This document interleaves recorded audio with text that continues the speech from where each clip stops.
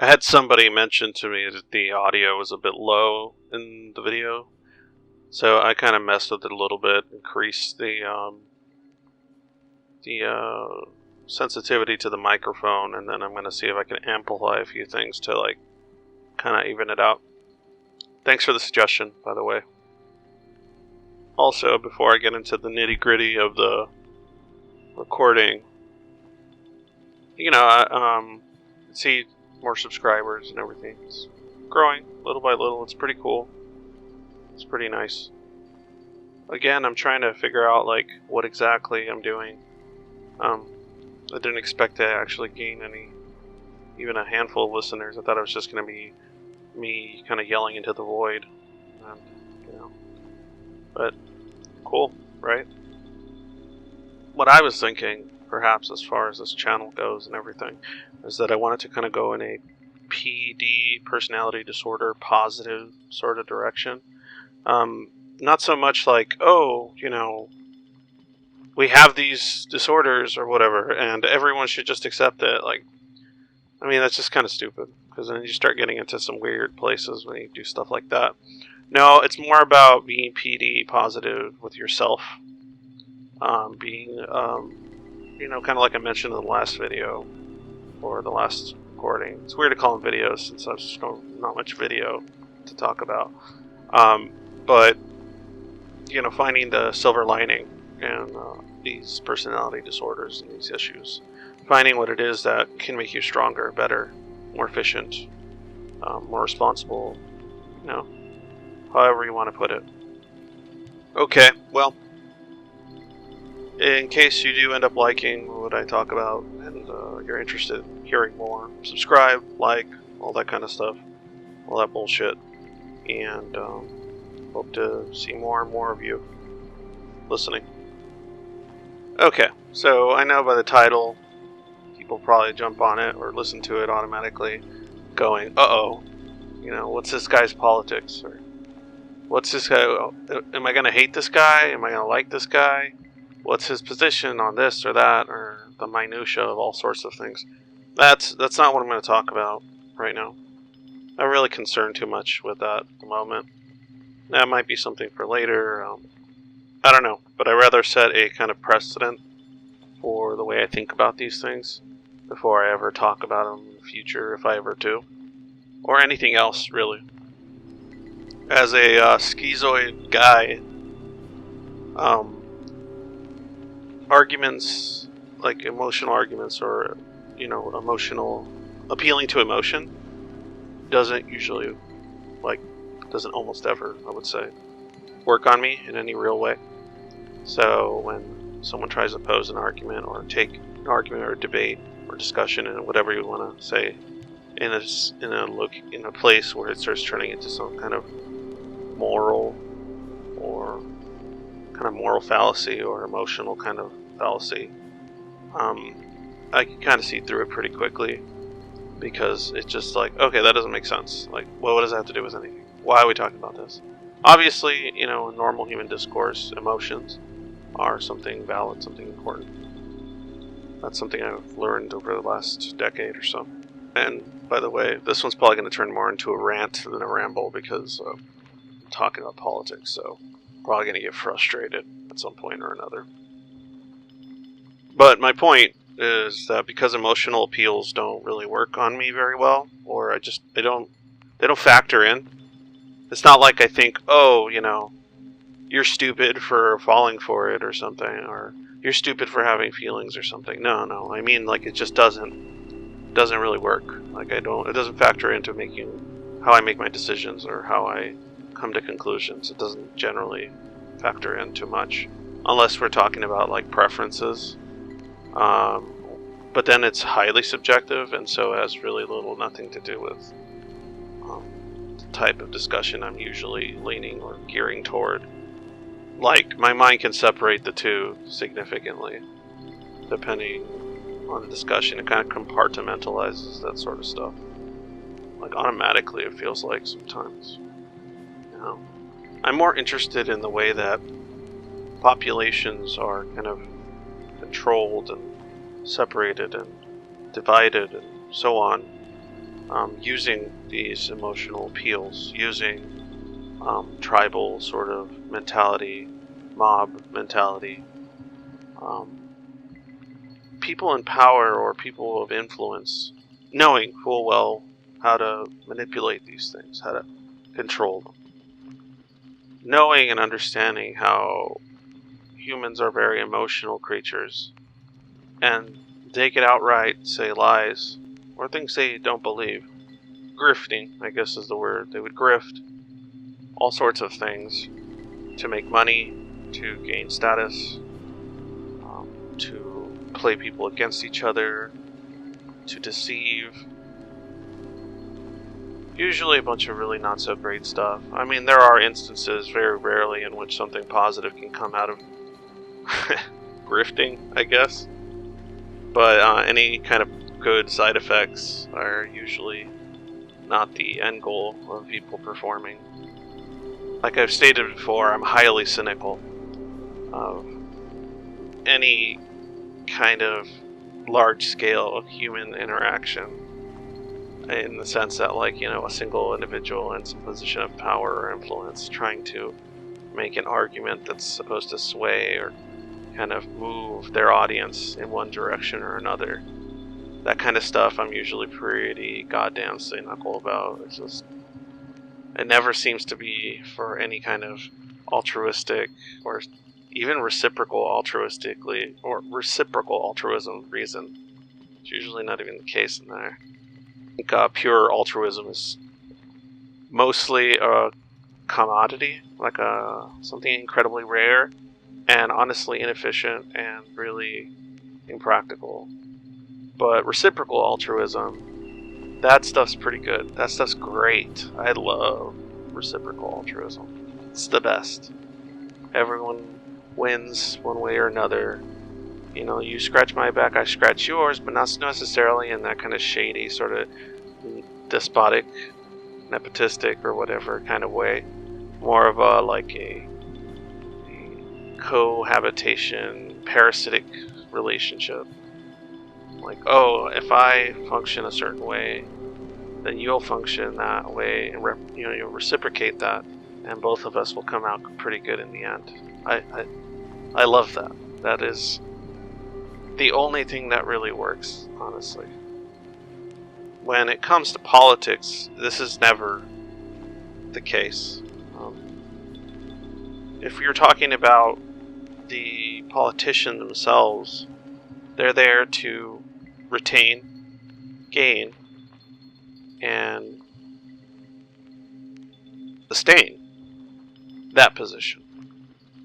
Once achieved, they go about their business to continue sustaining their interests, their bottom line, their lining their pockets, if you will, pushing ideological beliefs that might not run parallel to their constituency. That happens way too fucking much. Way too much. Further still, while those people fulfill whatever selfish desires they're trying to achieve, during that entire process, they use emotional appeal and sort of social, like a localized form of social engineering that they use with their constituents. They find the things that hurt the people that follow them the most, their weaknesses, their fears, and they sink them in. And instead of trying to make them stronger, trying to make them self-sufficient, they seek a either matriarchal or kind of patriarchal position of like a father figure or mother figure for whoever their constituents are. The moral arbiter of their constituency. They don't like to listen to arguments or ideas pertaining to how to make the location in which they're now authorized to, or they're attempting to control or represent. Some people say represent, I say control. they don't want to listen to anything legitimate coming out of their base. They want to hear the emotional outcries of their base, use those to achieve their own goals, whilst creating an enemy out of whoever is running contrary to those outcries, whilst never actually producing results, or producing minimal results that lead the population they represent to believe that they're making supposed efforts. Because if they were to actually achieve the goals they set out to do, they probably wouldn't have a job anymore. It wouldn't fall in line with their wanting to sustain or retain their position. They might not be capable or might not have the tools to tackle whatever new problem occurs. So they want the old problem to continue. And the worst fucking part is that they perpetuate it. And they push the outcries, the emotions of their people in order to turn them further against each other and keep that problem alive. They make claims that they want to stop problem A or problem B. They claim the possession of solutions with rarely ever being able to give you any details of what the solutions will look like. Because according to many of them, those details will come once I'm in that position of power, or once I am reelected, or once I know that my seat is either safe, stable, or attained. And then once they actually, of course, achieve that goal, they start looking for other goals outside of anything they ever promised or said they would work toward. Generally because they have backers, essentially political stockholders, that had supported them financially and in other ways. But the people that actually vote for them, they're not really the supporters. They're not the stockholders. Kind of see it like a lot of financial institutions, a bank, where you have millions of people, or hundreds of thousands of people, or whatever, putting all their hard-earned money into the banks, but their actual efforts are not for the gain or benefit of the individual people banking at that financial institution. It's the stockholders, the people at the top, that have the most influence on what occurs, what rules and regulations and what have you, that the bank itself, policies, I guess is a better word, that the bank implements, changes to the way they run, are not based on the hundreds of thousands of people that bank. They're based on the few that stand to gain from that bank's existence. The ones that funded its creation or continue to fund its existence. I mean, on a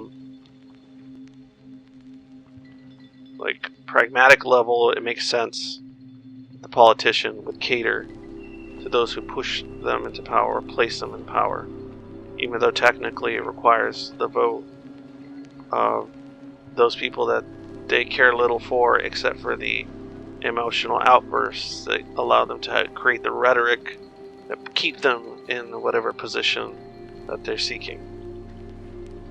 And that's what makes me so fucking mad, because these sort of outcries, I don't produce them, the emotional outcries, and the emotional appeal, the arguments and the rhetoric doesn't work on me, and I don't give a shit about it.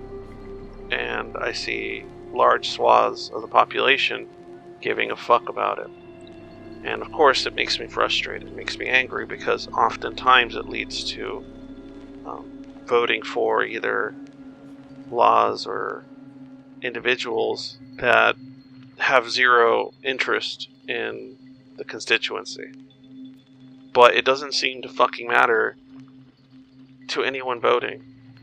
Even if they've lived 50, 60 years, they fall into the same traps over and over and over again. And each time they're told that the opposition, whatever that opposition may be, is what caused them to not be able to do what it is they said they would do during their term. And I'm not just talking about presidents, I'm talking about local government as well. I'm talking about federal and local. It always happens. And those who actually make any goal, like actually try to achieve the things that the voters actually asked for,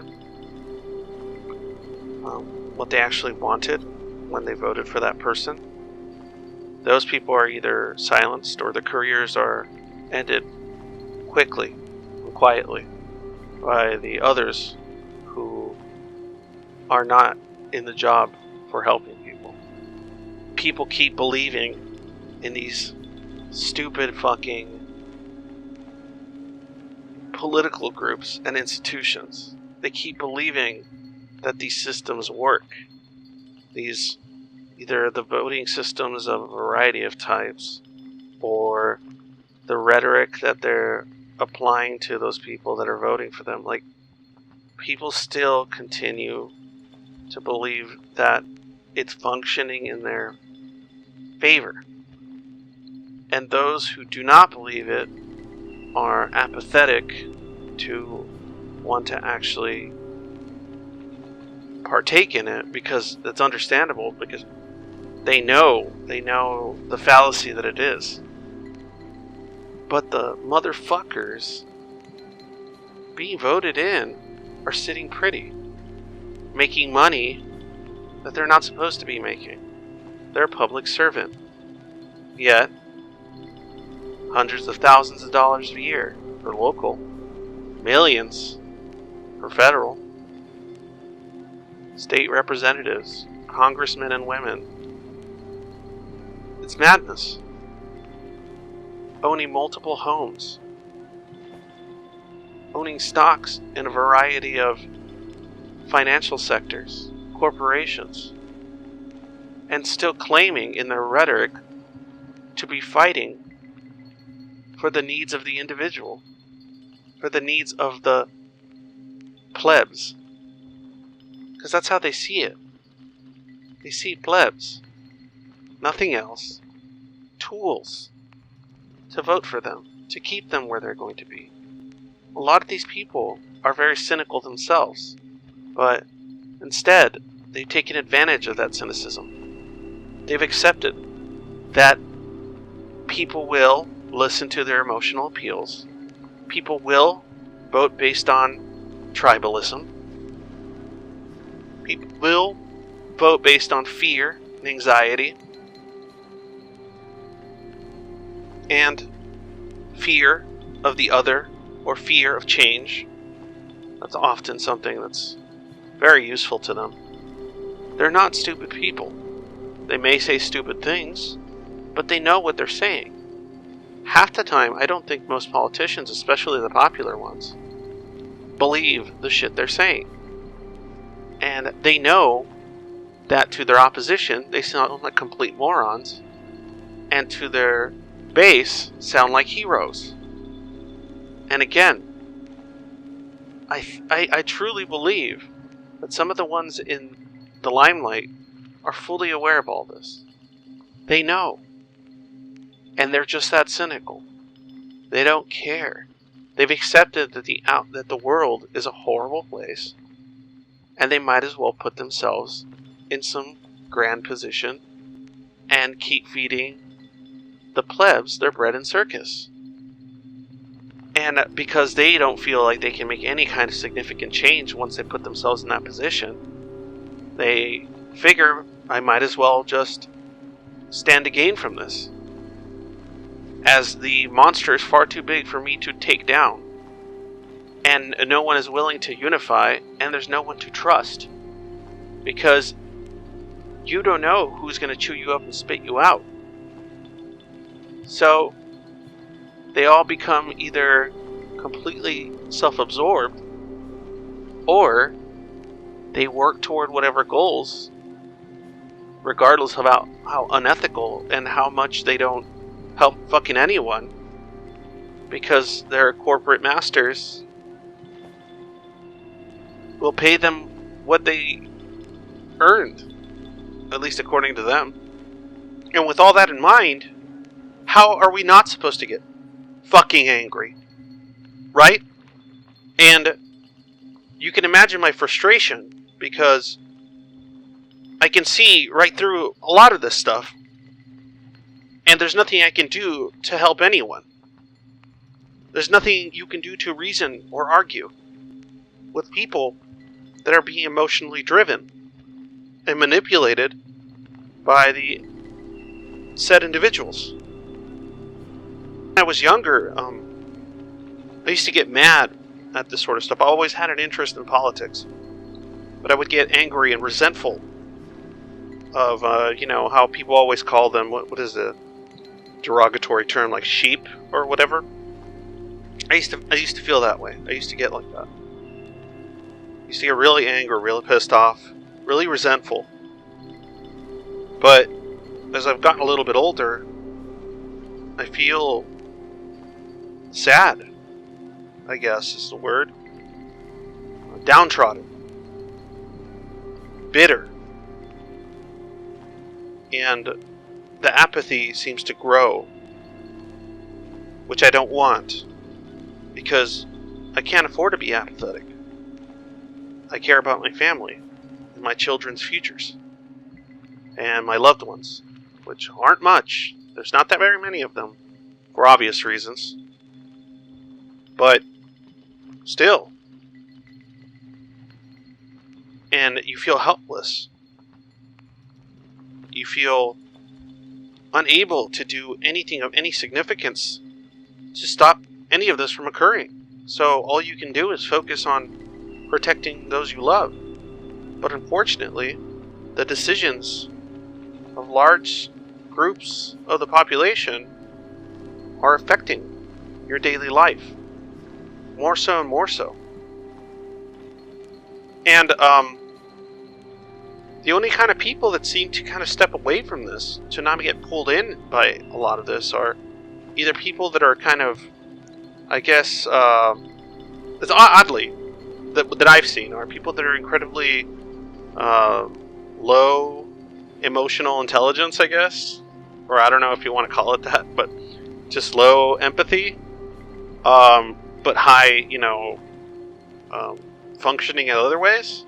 Or people that are highly empathetic, but cognizant enough to separate their emotions and their drives to improve things. Because I've met people that are very empathetic. They're very kind. They understand other people's emotions. They themselves possess a high level of attunement to emotion.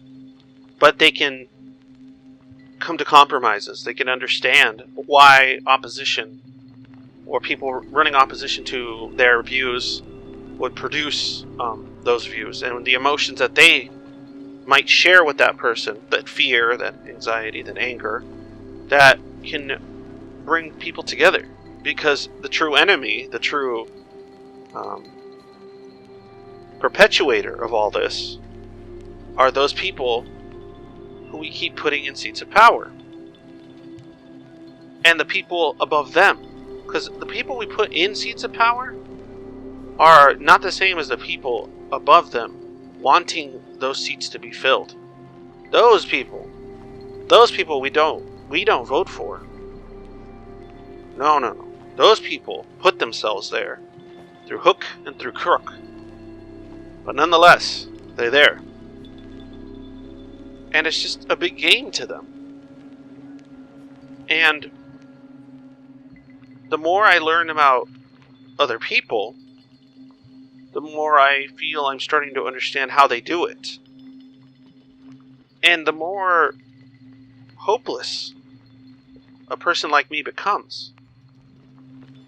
Because I've been in situations where I've tried to reason with someone.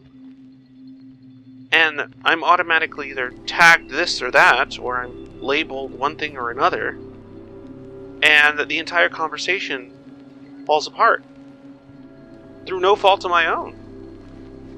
And of course, as I mentioned once in I think a previous video, that's what makes me mad at them and angry, because they allowed themselves to fall apart like that.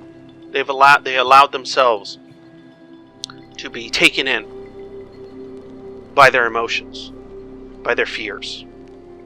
And look, I'm not saying anyone is weak or something because, they're not like me, because, well, they're not a fucking robot or whatever, or more so like a robot than a human fucking being. About the only thing that makes me like a regular person or whatever is my anger, which is probably not good. No, what I'm saying is that they need discipline, perhaps? Emotional discipline. Just as I'm learning my own version of emotional discipline, where I'm learning to deal with my own strange form of emotion and other people's, which are confusing and foreign to me a lot. But nonetheless, I'm struggling with that. I'm looking for discipline. I'm disciplining myself. And that's kind of what I meant by the PD positivity, is that it's disciplining your personality disorder in a way that you can hone it to be good, something useful to you. Essentially cherry picking parts of what is considered a disorder and using it. And then trying to fill in the gaps that are missing in your own special way.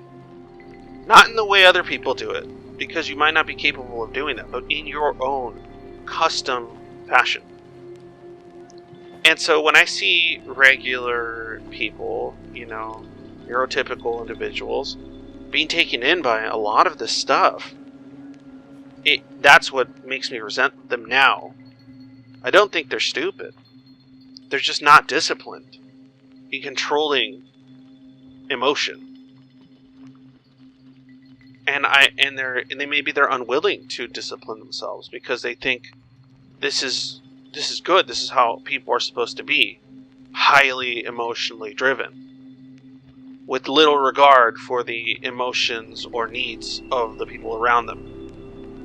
And so then you create these tribes, and the tribes themselves are just wailing on one another.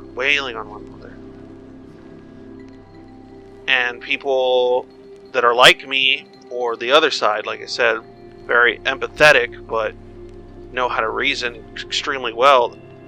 People like that, all we can do is stand and watch and scream at the top of our lungs to please stop. This is not good. Stop being taken in by politics.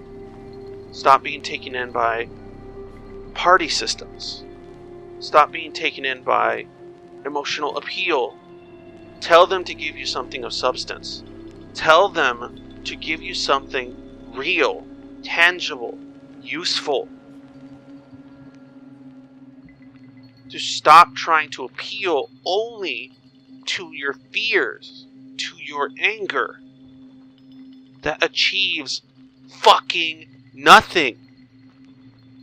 And the worst part still is that so many people, suffering from different kinds of personality disorders, depending on what it is, they might be even more susceptible to falling apart or being manipulated by individuals such as, I don't want to say who, but, just politicians. All of them. I don't have to say someone. I would say a good fucking 90% of them. That's what I think about politics. I think it's bullshit. I think it's all bullshit. These are public servants. They are not kings. They are not queens. And there's an argument to be made for monarchies at this point. It's so bad. Really, it's just so bad now. My point is, these people work for us. We don't work for them, but they treat us like we work for them. And the way they do this is through what I've been saying. Through the control of undisciplined emotion. To where they latch on to your need for purpose, your need for happiness, your need for some acknowledgement or verification of your existence. They know that, and they use it. And that's the one thing, if I were to promote anything when it comes to politics, I guess, would be that. Stop letting them. Until some semblance of that occurs within the vast majority of the voting population, they're always going to do this. It's just going to perpetuate for hundreds and hundreds of generations. Just go on and on. Endlessly till our eventual extinction. Which, to be honest, it might not be generations from now. It might come sooner than later. But anyway. That's what I think about that. Fuck your ideological positions regarding politics. Okay. That stuff you can hash over later. You can hash over it reasonably. Discussing this or that. Not discussing who the enemy is and who made that person the enemy. And the people who made that person the enemy are the very people that you should be questioning first and foremost. This world, this government, the governments of all the nations were not designed to achieve the goals of the general public. They were not designed to further individual liberty. They were not designed to help you reach some reasonable form of self-actualization and fulfillment or meaning, purpose, whatever. They are designed to enslave us to our emotions and to our most visceral needs. That's about it. See you next time.